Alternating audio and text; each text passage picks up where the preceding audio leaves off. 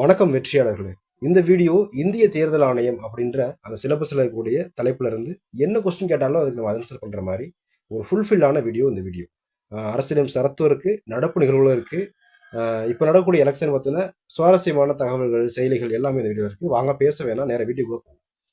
இந்திய தேர்தல் ஆணையம் இந்திய அரசியலமைப்புல பகுதி 15ல தேர்தல்களை பற்றியது. 15 அப்படின்றது தேர்தல்களை பற்றியதான். அதுல 324 இருந்து 329A அப்படின்ற பிரிவு வரைக்குமே இந்திய தேர்தல் எப்படி நடக்குது அப்படின்றத தான் இருக்கும். ஓகேவா? அதை பத்தின ஒவ்வொரு ஸ்டெப் பார்த்துருவோம்.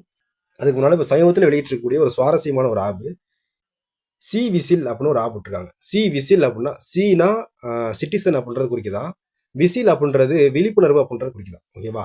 சி விசில் ஆப் எதுக்கு அப்படின்னா, ஒரு அரசியல்வாதி பணம் கொடுக்கும் போதோ அல்லது அரசியல் சம்பந்தமா பரிசு பொருளை கொடுக்கும் போதோ நம்ம யாருக்காவது தெரிஞ்சுன்னா ஃபோன் எடுத்த உடனே ஃபோட்டோ எடுத்து அதில் வீடியோ எடுத்து இந்த ஆப்பில் போட்டு கொடுத்தோம்னா, போட்டு கொடுக்குறவங்க யாரெல்லாம் தெரியாது, ஆனால் ஒரு 1.25 மணி நேரத்துக்குள்ள அதுக்கான ஆக்ஷன் எடுப்போம் அப்படின்ற மாதிரி இந்த ஆப் விட்டுருக்காங்க. அதாவது தேர்தல் நடத்தை விதிமீறல்கள், பணம் கொடுத்தல், பரிசு பொருட்கள், பொதுமக்கள் நேரடியாக புகைப்படம் அல்லது வீடியோ எடுத்து புகார் அளிக்கலாம்.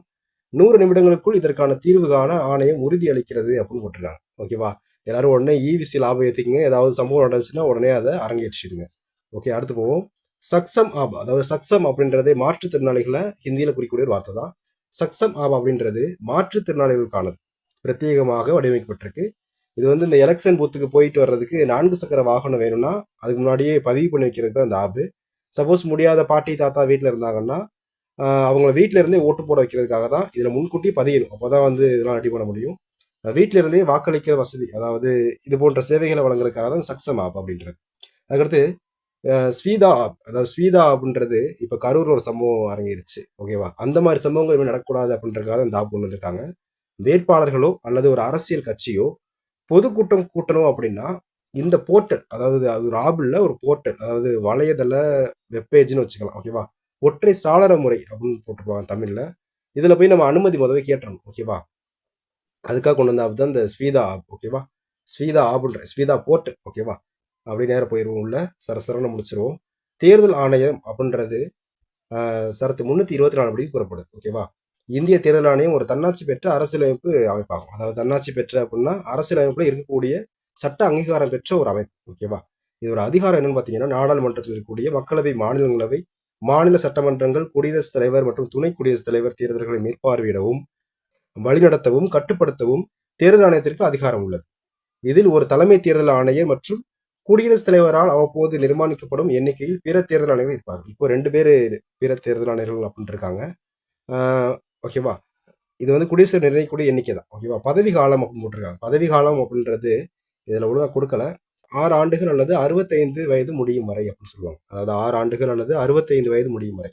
ஆனால் தேர்தல் ஆணையர்களின் பணி நிபந்தனை மற்றும் பதவி காலத்தை குடியரசுத் தலைவர் நியமிப்பார், தீர்மானிப்பார் அப்படின்னு போட்டிருக்காங்க. அதாவது இப்போ 6 ஆண்டு முடிவுக்கு முன்னாடியோ அல்லது 65 வயசு முடிவுக்கு முன்னாடியோ குடியரசுத் தலைவர் இவர் செய்யற வேலை சரியில்லை அப்படின்னு நினைச்சாலும் அவர் அந்த போஸ்டிங் தூக்கிடலாம். ஓகேவா? அதுதான் குடியரசுத் தலைவர் நிர்ணயிப்பார் அப்படின்னு முடிச்சுட்டாங்க. உச்சநீதிமன்ற நீதிபதியை நீக்கும் முறையிலேயே தலைமை தேர்தல் ஆணையரை பதவியிலிருந்து நீக்க முடியும். அதாவது உச்சநீதிமன்ற நீதிபதி எப்படி நம்ம ஒரு அவையில அதுக்கான சட்டத்தை கொண்டு வந்து இன்னொரு அவையை அதை அங்கீகரிச்சு அது குடியரசுத் தலைவர்கிட்ட அனுப்பி அதுக்கான விசாரணை வச்சு அப்படி நிற்கும்ல, அந்த மாதிரியான ப்ராசஸிங்ல தான் இதுவும் நடக்கணும் அப்படின்ட்டாங்க. எடுத்தப்பல குடியரசுத் தலைவர் வந்து நீ வேலையை விட்டு வெளில போப்பா அப்படின்னு சொல்லி அனுப்ப முடியாது. ஓகேவா? இது நிறைய ப்ராசஸிங் இருக்கு. ஓகேவா? அடுத்து போவோம். அப்படியே பாகுபாடற்ற வாக்காளர் பட்டியல் 325. மதம், இனம், ஜாதி, பாலினம் ஆகியவற்றின் அடிப்படையில் எந்த ஒரு நபரும் வாக்காளர் பட்டியலில் சேர்க்கப்பட தகுதியற்றவர் என கூற முடியாது. அதுதான் சொல்றாங்க. அதாவது இக்காரணங்களுக்காக சிறப்பு பட்டியல் இடம் கோரவும் முடியாது அப்படின்றாங்க. சிறப்பு பட்டியல் அப்படின்றது ஜாதி அடிப்படையில் ஒரு தொகுதிக்கு இவங்க தான் நிற்கணும் அப்படின்ற மாதிரி ஆங்கிலேயர் காலத்தில் இருந்த அந்த மாதிரி இல்லாமல் சிறப்பு பட்டியலில் யாரும் இடம் கோர முடியாது அப்படின்னு சொல்லியிருக்காங்க. வயது வந்தோர் வாக்குரிமை, வயது வந்தோர் வாக்குரிமை 326வது சரத்து. இது ரொம்ப ரொம்ப முக்கியமான ஒரு சரத்து. மக்களை மற்றும் ஒவ்வொரு மாநில சட்டமன்றத்திலும் வயது வந்தோர் வாக்களிக்கும் அடிப்படையில் நடத்தப்பட வேண்டும் அப்படின்னு போட்டிருக்காங்க. அது ஆங்கில ஆட்சி காலம் இருக்கும்போது நிலம் வச்சிருக்கவங்க, சொத்து இருக்கவங்க, பிராமணம் வேதம் ஓதுறவங்க, இந்த மாதிரி ஆளுகளை தான் ஓட்டு போடலாம் அப்படின்னு அனுமதிச்சிருந்தாங்க. 10 லட்சம் பேர் இருக்க இடத்துல 1000 பேர் 1500 பேர் தான் ஓட்டு போடுற மாதிரி இருந்துச்சு. ஆனால் இந்த சரத்து வந்து இந்திய அரசியலமைப்பு ஒரு முக்கியமான சரத்து. இந்த சரத்துனாலதான் எல்லாரும் 18 வயசுல எல்லாருமே ஓட்டு போடலாம் அப்படின்னு சொல்றாங்க. ஓகேவா? 1988ன்னு போட்டிருக்காங்க. சில புத்தகங்கள்ல 89ன்னு போட்டிருக்காங்க. 89ன்றதான் மோஸ்ட்லி கரெக்டாக இருக்கு. அதனால 89னே படிச்சுக்கோங்க. 1989ஆம் ஆண்டு 61ஆம் சட்ட திருத்தத்தின் மூலம் வாக்களிக்கும் வயது 21 இருந்து 18 குறைக்கப்படுது. தேர்தல் சட்டங்களை உருவாக்கும் அதிகாரம் சரத்து 327 அப்படின்றது நாடாளுமன்றம் தேர்தல் மற்றும் தொகுதி மறுவரையீடு சட்டம் தொடர்பான இயற்றுவதற்கு நாடாளுமன்றத்துக்கு அதிகாரம் இருக்கு. ஒரு நாடாளுமன்றம் தேர்தல் தொடர்பான சட்டங்களையோ தொகுதி மறுவரையறை செய்யக்கூடிய சட்டங்களையோ இயற்றுவதற்கு நாடாளுமன்றத்திற்கு அதிகாரம் இருக்கு. இதுலேயே சரத்து 328 அப்படின்றது மாநில சட்டமன்றம் மாநில தேர்தல் தொடர்பாகவும் தொகுதி மறுவரையறை செய்யக்கூடிய சட்டம். ஆனா இது சப்போஸ் நாடாளுமன்றத்திற்கு இது வந்து முரண்பாடா தெரிஞ்சு அப்படின்னா இந்த சட்டம் இயற்ற முடியாது. ஏன்னா மத்திய அரசு தான் பெருசு, அதுக்கு கீழே தான் மாநில அரசு வேலை பார்க்குது. மாநில சட்டமன்றம் தேர்தல் தொடர்பாக நாடாளுமன்ற சட்டங்களுக்கு முரண்படாத வகையில் சட்டங்களை இயற்ற அந்த மாநில சட்டமன்றங்களுக்கு அதிகாரம் உண்டு அப்படின்னு முடிச்சிட்டாங்க. ஓகே, நீதிமன்றங்களின் தலையீடு சரத்து, அதாவது தேர்தலில் வந்து நீதிமன்றம் தலையிடவே முடியாது. ஓகேவா, இதான் முக்கியமான சரத்து 329. ஏன்னா எல்லாத்துக்கும் முக்கியமான சரத்துன்னு சொல்றான்னு நினச்சிக்காதீங்க, எல்லாமே முக்கியமான சரத்து தான், வரிசையாக பார்த்துருங்க. ஓகேவா, தேர்தல் தொடர்பான சில விவரங்கள் நீதிமன்றம் தலையிடுறதுக்கு தடை. ஓகேவா, தொகுதிகளை பிரித்தல் இடஒதுக்கீடு தொடர்பான சட்டங்கள் எந்த நீதிமன்றத்திலும் கேள்வி கேட்க முடியாது. தொகுதி இப்படி பிரிச்சிட்டாங்க, தொகுதி அப்படி பிரிச்சிட்டாங்கன்னா எங்கேயும் நீதிமன்றத்தில் வழக்கு போடவே முடியாது. தேர்தல் முடிவுகளை எதிர்த்தும் தேர்தல் மனுக்கள் தொடர்பாகவும் நீதிமன்றத்தில் வழக்கு தொடரவே முடியாது. எலெக்ஷன் கமிஷனில் சொன்னோம்னா எலெக்ஷன் கமிஷன் அதுக்கு உரிய ஒரு குழுவை அமைப்பாங்க, அல்லது அதற்காக ஒரு அமைப்பு மட்டும் உருவாக்கி அதை விசாரிப்பாங்க. ஓகேவா, எலெக்ஷன் மட்டும்தான் அதை பண்ண முடியும். எலெக்ஷன் பெட்டிஷன்ல இருந்து எல்லாமே எலெக்ஷன் கமிஷன் மட்டும்தான் செய்ய முடியும். நீதிமன்றத்துக்கு அதுக்கும் சம்மந்தமே இல்லை, நீதிமன்றம் தலையிடவே முடியாது. முக்கிய புள்ளி விவரங்கள் ஜனவரி 25, 1950 தான் தேசிய வாக்காளர் தினம் கொண்டாடிட்டு இருக்கோம். ஜனவரி 25, 1950 தான் தேசிய வாக்காளர் தினம் கொண்டாடுறோம். இந்தியாவின் ஜனநாயக கூட்டமைப்பை உறுதிப்படுத்துவதற்காக இந்த தினம் கொண்டாடப்படுகிறது அப்படின்னு சொல்றாங்க. இது தொடர்புடைய சட்டங்கள் அப்படின்னு பார்த்தீங்கன்னா மக்கள் பிரதிநிதித்துவ சட்டம் 1950 மற்றும் 51 அப்படின்னு சொல்றாங்க. ஓகேவா, அப்படி அடுத்து போவோம். இந்திய தேர்தல் ஆணையம், அதாவது எலெக்ஷன் கமிஷன் இந்தியா, மத்திய அளவில் தேர்தல்கள் நடத்தும் பொறுப்பு இவர்களுக்கு உண்டு. தலைமை தேர்தல் ஆணையர் வந்து திரு ஞானேஷ்குமார் அவர்கள். இதை வந்து நம்ம டிஎன்பிஎஸ்சி எக்ஸாம்ல கேட்டாங்க. இவர் பிப்ரவரி 25 பொறுப்பேற்றார். இவரது பதவி காலம் 2029 வரை அப்படின்னு சொல்லியிருக்காங்க. தேர்தல் ஆணையர்கள் எலெக்ஷன் கமிஷனர்ஸ் வந்து யாருன்னு பார்த்தீங்கன்னா டாக்டர் எஸ் சந்து அவர்களும் டாக்டர் விவேக் ஜோஜி அவர்களும் சமீபத்தில் நியமிக்கப்பட்டிருக்காங்க. ஓகேவா, சமீபத்திய நிகழ்வு என்ன அப்படின்னா 2026 இப்போ நம்ம தமிழகத்துல, கேரளாவில், அசாம்ல, புதுச்சேரியில் கூட 9ஆம் தேதி நடக்க இருக்கு தேர்தல். அதற்காக வந்து என்ன செஞ்சிருக்காங்கன்னா சர்வதேச தேர்தல் பார்வையாளர்கள் அப்படின்னு ஒரு திட்டத்தை உருவாக்கியிருக்காரு.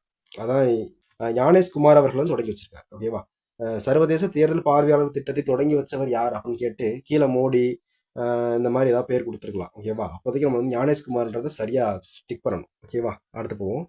தமிழக தலைமை தேர்தல் அதிகாரி.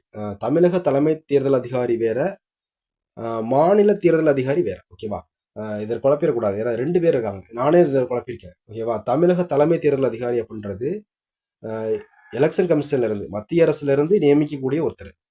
இவங்க வந்து சட்டமன்ற தேர்தல் இந்த மாதிரி தான் நடத்துவாங்க, பெரிய தேர்தல் நடத்துவாங்க. மாநில தேர்தல் ஆணையர் அப்படின்றவங்க ஆளுநர் நியமிச்சுப்பார் ஒருத்தரை. ஓகேவா, அவங்க வந்து என்ன செய்வாங்க அப்படின்னு பார்த்தீங்கன்னா உள்ளாட்சி தேர்தல், நகராட்சி தேர்தல், பேரூராட்சி தேர்தல், இந்த மாதிரி சின்ன சின்ன தேர்தல்கள் நடத்தக்கூடியது அவங்க பொறுப்பு.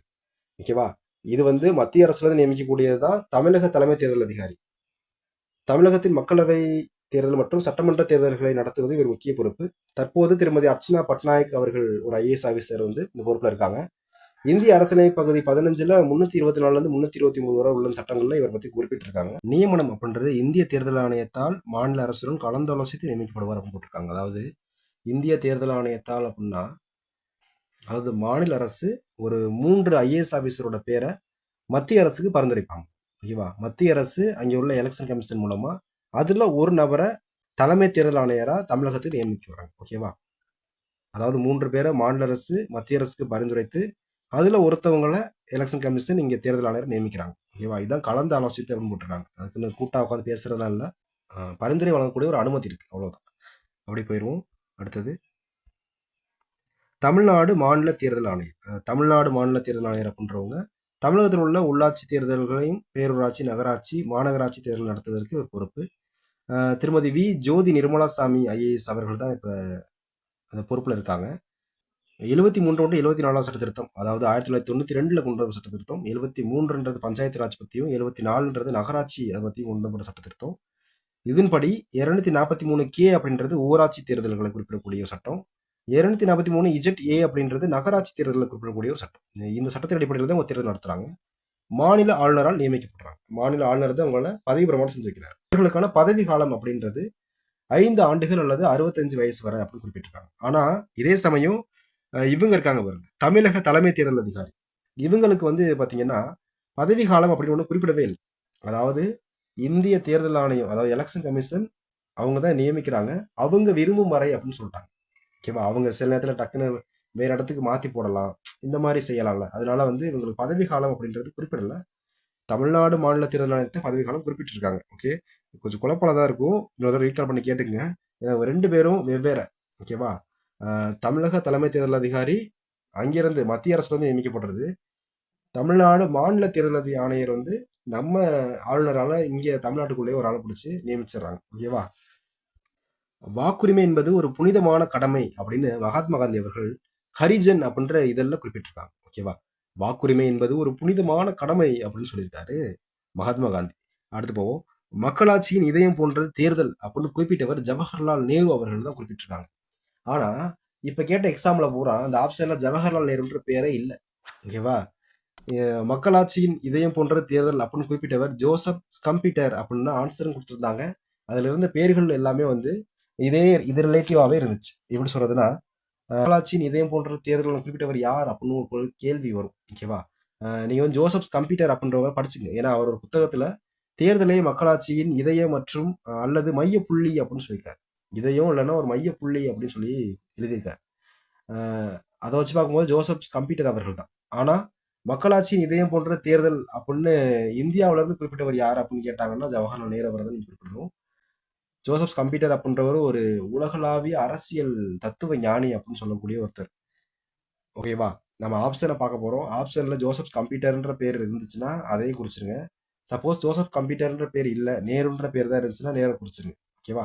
இப்போ வந்து அடுத்தது தேர்தல் சம்பந்தமா அமைக்கப்பட்ட முக்கிய குழுக்கள் பத்தி பார்க்க போறோம். ஏன்னா இது வந்து குரூப் 1 குரூப் 2 கொஸ்டின் எல்லாம் கேட்டுட்டு தான் இருக்காங்க. ஓகேவா? அதனால இதையும் சேர்த்து படிச்சிருவோம்.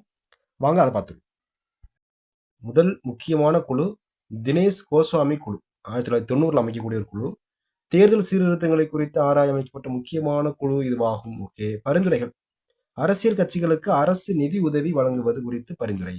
அதாவது ஒரு எலெக்ஷன் அப்போ அவங்க அரசியல் கட்சி செலவழிக்கக்கூடிய அந்த நிதியை அரசு அவங்க கொடுத்தா ஓகே அப்படின்ற மாதிரி கொண்டு வந்த ஒரு ஸ்கீம் தான். இப்போ வந்து நிறைய அரசியல் கட்சிகள் ஊழல் பண்ணி வச்சிருக்கக்கூடிய பணமா இருக்கட்டும், மற்றபடி நிறைய கம்பெனிஸ்ல இருந்து வாங்கக்கூடிய அந்த அரசு பத்திர சான்றிதழ்களா இருக்கட்டும், இதை வச்சு நிறைய செலவழிக்கிறாங்க. நிறைய செலவழிக்கிறாங்கன்னா ஒரு ஓட்டுக்கு அவ்வளோன்ற மாதிரி கொடுத்துட்றாங்க. அதனால வந்து எலெக்ஷன்ல வந்து ஓட்டு விற்கப்படுகிறது அப்படின்ற மாதிரியான முதல் கருத்தை கொண்டு வந்தது இவர் தான். அதனால நீங்க வந்து இந்த அளவுக்கு ஒரு காசை கொடுத்து அவங்க என்னென்ன எவ்வளவு செலவழிக்கிறாங்கன்றதை கண்ட்ரோல் பண்ணுங்க அப்படின்ற மாதிரி கொண்டு வருவாரு. ஒரு வேட்பாளர் 2 தொகுதிகளுக்கு மேல் போட்டியிடுவதை தடை செய்யக்கூடியது இந்த இவர் தான். ஒரு வேட்பாளரே போய் 2 3 தொகுதியில போய் போட்டி போட்டு பேர் கொடுக்கறதெல்லாம் வேஸ்ட்டு அப்படிலாம் வைக்காதீங்க. மேக்சிமம் 2 தொகுதியில பேர் கொடுக்கலாம் அப்படின்ற மாதிரி சொல்றாரு. அடுத்து பாருங்க, மின்னணு வாக்குப்பதிவு இயந்திரங்கள் அறிமுகத்தை பரிந்துரைக்கிறாங்க. மின்னணு வாக்குப்பதிவு இயந்திரம் 1998 ராஜஸ்தான், மத்திய பிரதேசம், டெல்லி அந்த சட்டமன்ற பேரவை தேர்தலில் தான் அறிமுகப்படுத்துவாங்க. ஆனால் இந்தியா முழுக்க எப்போ கொண்டு வந்தாங்கன்னு பார்த்தீங்கன்னா 1999 கொண்டு வராங்க. ஓகேவா? முக்கியமான விஷயம், வாக்குப்பதிவு இயந்திரம் வந்து 15 ஆண்டுகள் தான் அதோட ஆயுட்காலம். ஓகேவா? ஒரு 3 எலெக்ஷனுக்கு பயன்படுத்தலாம் ஒரு வாக்குப்பதிவு இயந்திரத்தை. அதுக்கடுத்து பயன்படுத்த முடியாது. அதே மாதிரி அதில் வந்து 64 வேட்பாளர்கள் பேரை தான் நம்ம வேட்பாளர்கள் பேர் அவங்க சின்னத்தை இடம்பெற மாதிரி செட் பண்ணலாம். 64 பேருக்கு மேல போயிருச்சுன்னு வச்சுக்கோங்க, பழைய மாதிரி வாக்குச்சீட்டு முறை, அந்த எழுதி அச்சடிச்சு முத்திரை குத்தி அப்படி கிழிச்சு உள்ள போடுவோம்ல, அந்த முறைக்கு தான் போகணும்.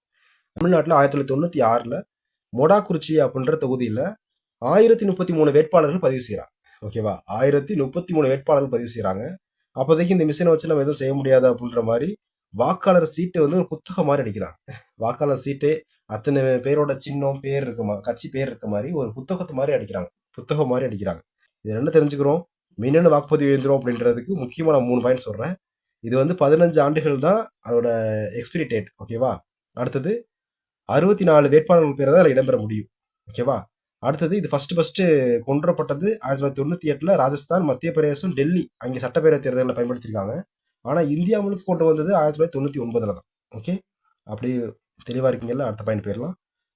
ஓக்ரா குழு 1993. ஓகேவா? அரசியல் மற்றும் குற்ற பின்னணி கொண்டவர்களின் தொகுப்பை ஆராய அமைக்கப்பட்ட குழு.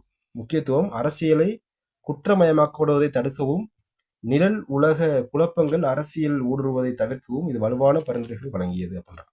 அரசியல்வாதிகள்லாம் பேக்ரவுண்டில் நிறைய கொலை பண்ணுறாங்க, கொள்ளையடிக்கிறாங்க, இந்த மாதிரி குற்ற பின்னணிகள் இருக்கிறதெல்லாம் அதை பற்றி ஆராயறதுக்காக அமைக்கப்பட்ட ஒரு குழு தான் ஓக்ரா குழு அப்படின்றது 1993. ஓகே. அடுத்து இந்திரஜித் குப்தா குழு. இந்திரஜித் குப்தா குழு 1998 தேர்தல்களுக்கு அரசு நிதியுதவி வழங்குவது குறித்து முழுமையாக ஆராய்ந்தது. அதாவது ஃபர்ஸ்ட் தினேஷ் கோசாமி சொல்லக்கூடிய அந்த கருத்தை இவங்க முழுமையாக ஆராயிறாங்க. ஓகேவா? பொருளாதார ரீதியாக பின்தங்கிய அரசியல் கட்சிகளுக்கு தேர்தல் செலவுகளில் சமமான வாய்ப்பு வழங்க வேண்டும் என்று இந்த குழு வலியுறுத்தியது அப்படின்னு போட்டிருக்காங்க. ஓகே. அப்புறம் போவோம். டார்ஹுண்டே குழு 1974.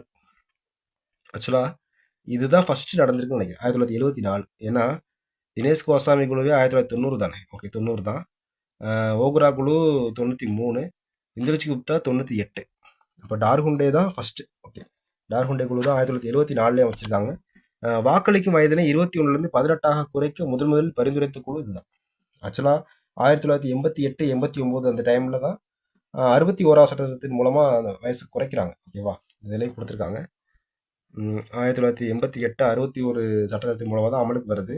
ஆனால் அதை பரிந்துரைத்த குழு டார்ஹுண்டே குழு தான். ஏன்னா நம்ம கேட்கலாம், ஓகேவா, வாக்காளர்கள் ஓட்டு போடுற வயசை 21லேருந்து 18 குறைச்சது எந்த குழு அப்படின்னு கேட்டாங்கன்னா உடனே முழிக்கக்கூடாது, டார்ஹுண்டே குழு அவர்கள் தான். ஓகே, அடுத்து போவோம். குழு ஜெயபிரகாஷ் நாராயணன் அவர்களால் அமைக்கப்பட்டது அப்படின்னு குறிப்பிட்டிருக்காங்க. சட்ட ஆணையத்தின் 170வது அறிக்கை, அதாவது லா கமிஷனோட 170th ரிப்போர்ட் என்ன சொல்றாங்க அப்படின்னா 1999 வருது. தேர்தல் சட்டங்களில் முழுமையான மாற்றங்களை கொண்டு வர பரிந்துரைத்தது. குறிப்பாக கட்சித்தாவல் தடை சட்டம் மற்றும் தேர்தல் செலவுகளை கட்டுப்படுத்துவது குறித்து விரைவாக பேசப்பட்டது அப்படின்னு போட்டிருக்காங்க. கட்சித்தாவல் தடை சட்டம் உங்களுக்கு தெரிஞ்சிருக்கும். 52வது திருத்தம் 1985 கொண்டு வருவாங்க. அதாவது ஒரு கட்சியிலேருந்து இன்னொரு கட்சிக்கு ஜம்ப் பண்ணுறவங்கள பதவி நீக்கணும், அதை சபாநாயகர் தான் முடிவு செய்யணும் அப்படின்ற மாதிரிலாம் வரும். அதை பற்றி நான் தெளிவாக ஒரு வீடியோ போடுவோம். இப்போ நடத்தின இதே நீங்கள் வந்து ஒரு நோட் எடுத்து நோட் பண்ணி வச்சிட்டிங்கன்னா பெட்டர் தான். ஏன்னா உங்களுக்கு படிக்க நல்லாயிருக்கும். இது வந்து குரூப் 1 படிக்கிறவங்க கூட இதை நீங்கள் நோட் பண்ணி வச்சிட்டிங்கன்னா பெட்டர் தான். ஏன்னா இதில் வந்து எல்லா விஷயங்களையுமே கவர் பண்ணியிருக்கேன். தேர்வு அடிப்படையில் முக்கியமான விஷயங்கள் மட்டும். ஓகேவா? ஏதாவது மிஸ் ஆயிருந்தா நீங்கள் கமெண்ட்டில் சொல்லுங்கள். மீண்டும் சந்திப்போம் வெற்றியாளர்களே. நன்றி.